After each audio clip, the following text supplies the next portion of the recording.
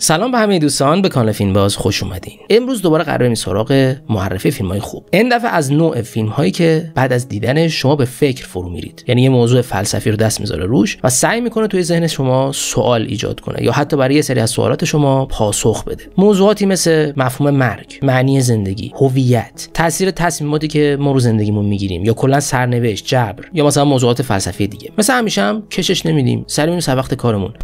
اولین فیلمی که میخوایم بهتون معرفی کنیم اجرای شاید سخت ترین فیلم لیستمون هم باشه. ساخته کارگردان خیلی مهمی یعنی دارن آرونوفسکی که تمام فیلم‌هایی که در دوران حرفه‌ای خودش ساخته همینجوریان فلسفیان و دست میذاره روی موضوع مهم. شناخته شده ترین فیلمی هم که تا به حال ساخته فیلم قوی سیاه یا مثلا مرثیه یک رویا رو هم همین کارگردان ساخته بود که مثلا قوی سیاه دست گذاشته بود روی مفهوم شخصیت سایه. حالا این فیلمی که امروز میخوایم ازش معرفی کنیم اسمش است فاونتن یا همون چشمه. بازیگر خیلی خوبی توش بازی میکنن، هیو جکمن و ریچل وایز. محصول سال 2006 هم هستش. فیلمش اینجوریه که پر از استعاره است. قشنگ شما رو به فکر فرو میبره. دست گذاشته روی مفهوم مرگ، اینکه زندگی انسان محدوده. حالا بعد چیکار بکنیم؟ شیوه روایت داستانش هم خیلی خلاقانه است. 3 تا خط داستانی همزمان با هم دیگه داره روایت میشه. یکیش مربوط میشه به زمان حال که یه مردی دنبال اینه که یه راهی پیدا کنه تا بیماری سرطان رو درمان کنه. به خاطر چی میخواد این کارو کنه؟ چون همسرش دچار بیماری سرطانه و داره دنیا میره. حالا همین خانم نویسنده است و در حال نوشتن یک کتابه که خط داستانی دوم ما داستان توی کتاب رو داره برای ما روایت میکنه. داستان توی کتاب در رابطه با یک شوالیه است که با کمک راهنمایی‌های کتاب مقدس میخواد درخت حیات رو پیدا کنه تا بتونه به زندگی جاودان برسه. و خط سومم یه شخصی که نمیشه گفت که چون اگه بگم داستان اسپویل میشه. بعد در انتهای داستان تمام این خطوط داستانی به هم دیگه میرسن. پر از نماد مثلا حباب توی داستان داریم که استعاره از دنیای محدود آدماست. دنیایی که توی ذهنشون ساختن. بعد حالا دقت بکنید که کی توی فیلم این حباب میترکه یا مثلا درخت زندگی توی داستان هستش که معنی مرگه که حالا توی فیلم این درخت شاخ و برگ نداره. ببینید توی فیلم کی شاخ و برگ میده. در کل اینجوریه که شخصیت‌های داستانی فیلم میخوان مرگ رو به عنوان یک بیماری درمان کنن. فیلم میخواد بگه که در چه حالتی و با چه زاویه نگاهی این جور آدم‌ها به آرامش میرسن. موسیقی این فیلم هم خیلی معروفه، حتما قبلا شنیدینش. روایت داستان فیلم بسیار پیچیده است، به خاطر همین نمره‌های خیلی خوبی از طرف منتقدین نگرفت ولی از طرف مردم نمره معمولی 7.2 رو تونست بگیره. فیلم دومی که میخوام بهتون معرفی کنم اینم باز از یک کارگردان شناخته شده است. کسی که احتمالاً میشناسیدش یعنی یورگس لانتیموس. همین پارسال ممکنه ازش فیلم پور تینگز رو دیده باشید. این بار میخوایم ازش فیلم لابستر رو معرفی کنیم یا همون فیلم خرچنگ که محصول سال 2015 است. این فیلم هم مثل همه فیلم‌های لانتیموس سورئاله، یعنی چنین نمادهای فراواقعی توی فیلم هست مثل پور تینگز. بازیگر خیلی خوبم تو فیلم هستن، کالین فارل، ریچل وایس و لیا سیدو. داستانش خیلی عجیبه. در واقع یه دنیاییه که مجردها 45 روز وقت دارن تا یک همسر برای خودشون پیدا کنن. اگر این کارو نکنن تبدیل به حیوان میشن. کالین فارل انتخاب کرده که اگر موفق نشد خرچنگ بشه و این شخصیت در تمام طول فیلم داره سعی میکنه برای خودش یک همسر پیدا کنه تا انسان بمونه. بعد توی داستان رفتارهای عجیب خیلی زیادی میبینید. مثلا اینا میرن تو جنگل مجردها رو شکار میکنن یا از اون طرف مجردهایی که تو جنگل هستن حمله میکنن اینا رو میکشن. بعد تو جنگل برنامه رقص میذارن یا کلا یک عالمه کار عجیبی میکنن که شما وقتی میبینید تعجب میکنین این کارا چیه دیگه. هدف فیلم چیه؟ این کارهای عجیب غریب در واقع هنجارهای جامعه است. میخواد نشون بده که وقتی فشارهای جامعه روی شما هست که مثلا سریعتر ازدواج کنید یا مثلا برید درس بخونید یا فلان شغل رو برای خودتون انتخاب کنید، چقدر میتونه اولا اصلا احمقانه باشه، بعد چقدر میتونه فشار روی آدم‌ها بیاره، بعد خود همین هنجارها که هدفشون اینه که به آدم‌ها کمک کنه چقدر میتونه تو زندگی آدم‌ها مشکل ایجاد کنه. این در حالی که اگر این فشارها ورداشته بشه آدم‌ها خودشون در زمان مناسب تصمیم درست برای زندگیشون میگیرن. این فیلم نامزد بخش نخل طلای جشنواره کن شد سال 2015. در نهایت جایزه هیئت داوران رو تونست برنده بشه. از راتن نمره 88 رو گرفته، از متا نمره خیلی خوب 82 و این فیلم رفته توی فهرست فیلم‌هایی که قبل از مرگ باید دیدش. کلا فیلم خیلی متفاوتیه، مشابه شد حالا جایی ندید. پایان فیلم هم کاملا بازه. فیلم بعدی که قراره بهتون معرفی کنم در واقع مفهوم اختیاره. اینکه مثلا ما چجوری یه تصمیمی رو در لحظه میگیریم و چقدر همین تصمیم روی زندگی ما تاثیر میذاره، مسیر زندگیمون رو عوض می‌کنه. اسم فیلم هست مستر نوبادی، همون آقای هیچکس. محصول سال 2009، بازیگرای خیلی خوبی داره، مثلا جرد لتو توش بازی میکنه. روایت داستان خیلی خلاقانه است. داستان یه مردی رو تعریف می‌کنه به اسم نمو که همین اسم نمو خودش نمادگرایی داره دیگه. داستان هم در آینده اتفاق میفته سال 2092. این نمو میشه آخرین انسان فانی روی زمین، چون بقیه آدما دیگه راز جاودانگی رو پیدا کردن، کسی پیر نمیشه. این آدم در حال مردنه که خبرنگار میاد سراغش، بهش میگه آقا شما زندگی تو برای ما تعریف کن. این آقای هیچکس هم شروع میکنه زندگیش رو تعریف کردن، ولی یه جوری تعریف میکنه انگاری که درست یادش نمیاد که تو لحظه های مهم زندگیش چه تصمیمی گرفته رفته و مسیر زندگیش به چه سمتی رفته. در نتیجه تمام احتمالات رو تعریف میکنه. اینکه مثلا با فلانی رفت سر قرار یا نرفت، فلان شغل رو انتخاب کرد یا نکرد، هر جفتش رو تعریف میکنه. در نتیجه اولش خط داستانیش یه دونه است، بعد میشه 2 تا، بعد 2 تا میشه 4 تا، بعد 4 تا میشه 8 تا و همینجور نشون میده به ما وقتی که ما در لحظات مهم زندگیمون تصمیم‌های متفاوت میگیریم چجوری یهو زندگیمون به یک سمت متفاوتی حرکت میکنه. جرد لتو هم خیلی خوب نقشش رو بازی کرده، همزمان هم نقش شخصیتی رو بازی میکنه که خیلی موفقه، هم نقش یک آدم بیچاره رو بازی میکنه. حالا مفهوم فیلم چیه؟ اولا که میخواد بگه که بعضی از تصمیم‌ها هست که اصلا نمیشه بهش گفت درست، نمیشه بهش گفت غلط. همین که میخواد نشون بده که چجوری هر انتخاب رو زندگی ما تاثیر میذاره. بعد همین که خیلی زیبا به ما نشون میده که خیلی چیزا تو زندگی ما هست که اصلا غیر قابل کنترله. گاهی اوقات یه حادثه، یه تصادف و همین زیبایی زندگی تو همین غیر قابل پیش بینی بودنشه. موقع دیدن فیلم اصلا سعی نکنید که داستان رو متوجه بشید، چون اصلا غیر خطی روایت میشه. سعی کنید حس کنید که فیلم داره بهتون چی میگه. اگر کتابخونه نیمه شب رو گوش داده باشید، پیام همون کتاب هم شبیه همین فیلمه. این فیلم از IMDb نمره خیلی خوبه، 7.7 رو گرفته. فیلم بعدی که میخوام بهتون معرفی کنم باز از یک کارگردان خیلی موفقه، یعنی دنی ویلنوو، کسی که ممکن ازش فیلم‌های بسیار خوبی مثل دون یا همون طلباسه یا فیلم بلید رانر 2049، سیکاریو، ارایوال و پریسونرز رو دیده باشید که مثلا همون فیلم ارایوال هم باز فلسفی بود. این فیلمی که میخوام ازش معرفی کنم اسمش هست انمی یا همون دشمن که تو این فیلم جیک جیلنهال بازی میکنه. فیلمیه که هم آغازش هم پایانش بسیار مرموزه، شما رو گیج میکنه. که این فیلم رو اگرم ندیده باشید احتمالاً یک کلیپ ازش دیدید که توی شبکه‌های اجتماعی ایران خیلی معروف شد، همون تیکه‌ای که جیک جیلنهال داره در رابطه با وسواس حکومت‌های دیکتاتوری صحبت میکنه. اینکه دیکتاتوری‌ها وسواس کنترل کردن دارن، چجوری مردمشون رو کنترل میکنن؟ با فیلتر کردن اطلاعات. داستان فیلم با عنکبوت شروع میشه که دقت بکنید عنکبوت استعاره است. استعاره از تمام ترس‌هایی که آدم‌ها دارن، ترس‌هایی که ما رو کنترل میکنه، نمیذاره اون خود واقعیمون رو نشون بدیم. داستانش در رابطه با یه استاد دانشگاهه که اصلا فیلم باز نیست، حالش از فیلم به هم میخوره. بعد یه روزی که دوستاش میاد اصرار میکنه میگه برو فلان فیلمو ببین. اینم میره میبینه یه بازیگر درجه 3 تو فیلم هست که چقدر شبیه خودشه، اصلا انگاری خودش تو اون فیلم بازی کرده. اینم میفته دنبال اینکه این کیه انقدر شبیه منه و وقتی پیداش میکنه میبینه شدت شباهت‌ها خیلی دیگه زیادی از حده، حتی زخم‌های مشابه رو بدنشون دارن. فیلم میخواد نشون بده که هر کدوم از ما هویت‌های متفاوتی داریم. اگر ما بتونیم با یکی از ترس‌هامون روبرو بشیم چه اتفاقی میفته؟ نمادهای دیگه‌ای هم توی فیلم هست، مثلا کلید نماد قدرت انتخابه که حالا پایان فیلم مثلا اون کلید رو بهمون نشون میدن. این فیلم چون پیچیده روایت شده و ناگهانی پایان میرسه، از مردم نمره متوسط 6.9 رو تونسته به دست بیاره.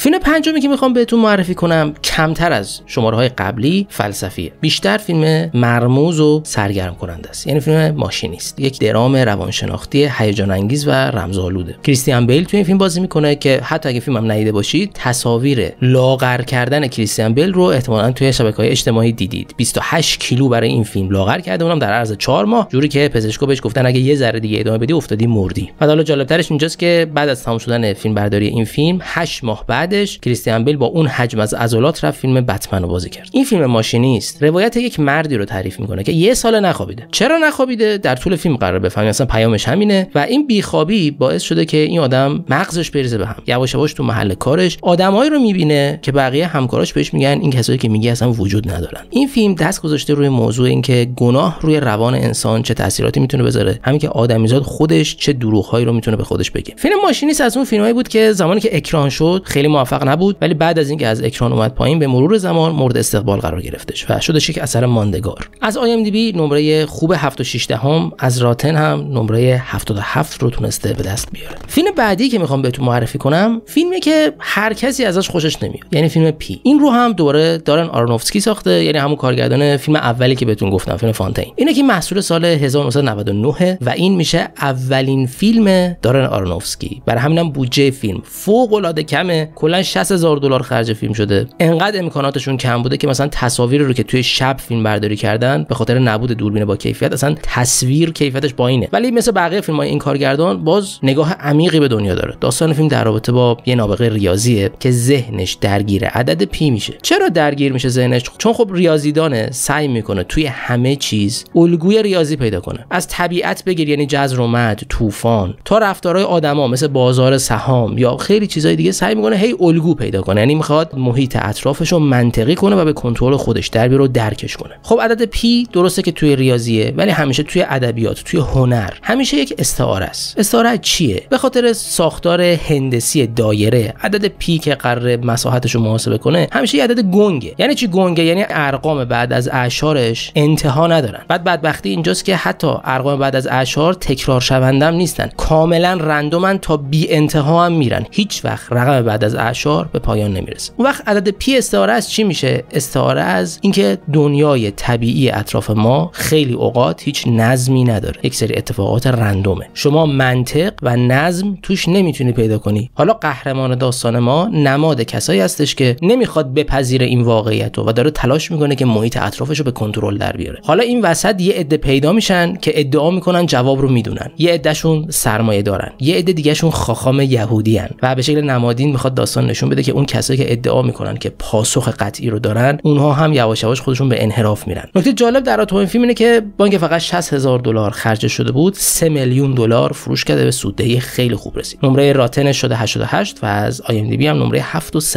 رو گرفته. فیلم بعدی که میخوام بهتون معرفی کنم در رابطه با خاطرات و تجربیات زندگی ماست، یعنی فیلم درخشش ابدی یک ذهن پاک، محصول سال 2004، برنده اسکار بهترین فیلمنامه. داستان این فیلمو زیاد نمیشه تعریف کرد چون داستان اسپویل میشه. داستان در رابطه با دو نفره که انگاری عاشق هم شدن، دارن با هم دیگه میرن سر قرار، ولی هر چی داستان میره جلوتر با فلش بک ها متوجه میشیم که انگاری تو گذشته این دو تا هم دیگه رو میشناختن. این فیلم دست گذاشته روی این موضوع که اولا که چطور خاطرات هویت ما رو میسازن، حتی خاطرات تلخ. اگه ما به خاطرات تلخ خودمون توجه نکنیم، انکارشون بکنیم، چطور اجازه نمیدیم که خودمون رو بهتر بشناسیم. بعد فیلم یک نگاهی هم در رابطه با عشق داره، میگه عشق واقعی توی پذیرفتن نقص‌های طرف مقابله، توی زندگی با تمام فراز و فرودهایی که وجود داره، بعد بتونن آدم‌ها با هم دیگه کنار بیان. نکته خیلی جالب در رابطه با این فیلم اینه که کارگردان اومده کار جالب کرده، اینکه کیت وینسلت رو که همیشه معروف به اینه که نقش‌های خیلی جدی میپذیره رو آورده توی نقش یک دختر شیطون پر انرژی، از اون طرف جیم کری که یک کمدین هست رو آورده که نقش یک آدم جدی و افسرده رو بازی کنه. نکته جالب دیگه در رابطه با فیلم اینه که اکثر دیالوگ هایی که دارید میشنوید کاملا بداهه هستن و دو بازیگر اصلی از خودشون در آوردن. فیلم تصاویر خیلی زیادی در رابطه با خاطرات و ضمیر ناخودآگاه نشون میده و این جور تصویربرداری ها رو خیلی خلاقانه انجام داد. از IMDb هم نمره بسیار خوب 8.3 رو به دست آورده.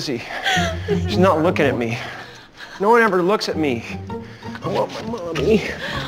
فیلم بعدی که میخوام بهتون معرفی کنم یه فیلم کلاسیکه، مورد علاقه کسایی که فیلم کلاسیک میبینن. توی کانال فیلم باز کلاسیک هم معرفی میکنم. فیلم فانتزی تاریخی اینگمار برگمان فیلم رو کارگردانی کرده، کارگردان سرشناس سوئدی. فیلم برای سال 57 جایزه ویژه هیئت داوران جشنواره فیلم کن رو برنده شد. حالا داستان فیلم چیه؟ داستان فیلم در اواخر دوران جنگ صلیبی روایت میشه، جایی که یک شوالیه قرون وسطایی پس از 10 سال جنگیدن میخواد برگرده خونه، اما شانس نداره. تو مسیر برگشت فرشته مرگ رو میبینه. این شوالیه میخواد هر کاری بکنه برای اینکه بتونه خودش رو برسونه به خونه و همسرش رو برای آخرین بار ببینه. برای همین به فرشته مرگ پیشنهاد میده بیا ما با هم دیگه شطرنج بازی کنیم. تا زمانی که بازیمون تموم نشده تو اجازه بده من زنده بمونم. ما در تمام طول فیلم شاهد این هستیم که این آدم سفر خودش رو ادامه میده و با فرشته مرگ شطرنج بازی میکنه. که اولا که اصلا اون صحنه شطرنج بازی کردن فرشته مرگ با این شوالیه یکی از تصاویر سمبولیک سینماست و اصلا خود شطرنج هم استعاره است. استعاره از سرنوشت محتوم انسان به مرگ و خود شطرنج هم مثلا نماد زندگی کردن، اینکه ما به عنوان آدم زندگی کردنمون جوریه که انگاری داریم با فرشته مرگ شطرنج بازی میکنیم و هممون هم محکوم به باختنی. هدف فیلم اینه که شما به عنوان مخاطب خودتون رو بذارید جای قهرمان اصلی داستان و به این فکر کنید که اگر شما بودید و داشتید با شوالیه مرگ شطرنج بازی میکردید، زمان بازی کردنتون به چه چیزایی در زندگیتون فکر میکردید، از چه اتفاقاتی تو گذشتهتون پشیمون بودید و پیش خودتون فکر میکردید که اگر بازی رو برنده بشید بر فرض محال، اون وقت زندگیتون رو چطوری ادامه میدادید. کلا یک تصویر استعاری از معنی زندگی. این فیلم از IMDb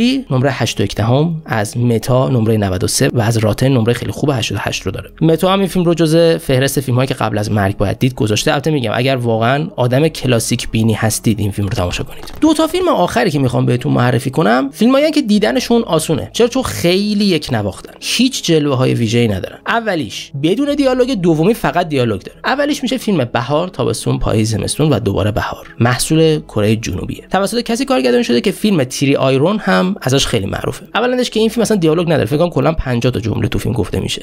فضاش خیلی آرومه، دائما مناظر طبیعی رو فیلم میگیره. هدفش اینه که مخاطب حس آرامش رو انتقال بده. هر کدوم از این فصل هایی که گفته میشه نماد یک دوره از زندگیه. بهار دوران بچگی، تابستون دوران جوونی و گرفتن تصمیمات پرشور و هیجان و توجه نکردن به زیبایی های اطرافه. پاییز دوران میانسالیه، وقتی که تازه یاد میگیری که ما تو این دنیا یک هدفی داریم و میخوای تصمیم بگیری که چه تأثیری میخوای روی محیط اطرافت بذاری. و زمستون هم دوران پیری. تو ادامه اسمم میگه و دوباره بهار که نماد تولد نسل جدیده، نسلی که هیچ ذهنیتی از گذشته نداره و این چرخه هی تکرار قراره بشه. داستان فیلم در رابطه با یه راهب است که از بچگی تا سن جوانی تو انزوا بزرگ شد. تا سن جوانیش هم هیچ دختری ندید تا اینکه یک دختر رو میارن به معبد دورافتاده اونها. بقیه‌اش هم نمیشه گفت. این فیلمو اگه بی‌دقت نگاه کنید تو نگاه اول هیچی نداره، ولی اتفاقا دست گذاشته رو موضوعات خیلی مهمی. اول از همه رستگاری، اینکه آدم تو این دنیا چجوری رستگار میشه، که نشون میده توی فیلم آدم باید مسئولیت زندگی خودش رو بپذیره و بعد تفکر کنه در رابطه با زندگیش. بعد زیبایی رو توی فیلم توی سادگی نشون میده. خیلی هم زیبا تأثیر اعمال ما رو روی دیگران نشون میده، اینکه ما چجوری وقتی کاری انجام میدیم رو زندگی دیگران تاثیر میذاریم و هم که اهمیت خیلی زیاد انتقال دادن تجربیاتمون به نسل بعدی رو نشون میده. این فیلم رو اگه حوصله دارید ببینید حتما، چون میگم خیلی روندش کنده. از IMDb نمره بسیار خوب 8 داره و از متا هم نمره بسیار عالیه 82. آخرین فیلمی هم که میخوام بهتون معرفی کنم همون فیلمی که گفتم فقط دیالوگه. ویژگیش اینجوریه که نه لوکیشن عوض میشه نه بازیگرا عوض میشن، خیلی ثابت یه عده آدم دور هم جمع شدن و دارن حرف میزنن. اسم فیلم هستش آخرین مرد از زمین. داستانش خیلی خلاقانه است. در رابطه با یه آدمیه که استاد دانشگاه بوده، حالا بعد از 10 سال کار کردن یهو میگه استعفا میخوام بدم، اصلا میخوام شهرم ترک کنم و برم. تو آخرین روز، همون روزی که داره اساس کشی میکنه، دوستاش جمع میشن دورش و ازش میپرسن آقا این چه تصمیمی بود که گرفتی؟ اونم یه حقیقت عجیبی رو افشا میکنه. میگه که من 14000 سال سنمه، یک انسان غارنشین بودم و به شکل معجزه آسایی پیر نمیشم و تا به امروز عمر کرد. حالا این آدم با دوستاش میشینن بحث میکنن، سوالای متفاوت ازش میپرسن. مثلا بهش میگن مسیح رو دیدی چجوری بود؟ ناپلئون رو دیدی چجوری بود؟ بحث میکنن در رابطه با خدا، دین، علم. یه جوری فیلم معرفی شده انگاری شما هم یکی از کسایی هستید که تو این جمع هستن و دارید در رابطه با موضوعی حرف میزنید که اگر یه آدم از اول آفرینش نمیمرد تا به امروز چه اتفاقی میفته. پیام فیلم چیه؟ میخواد تمام چیزایی که تو زندگی ما حالت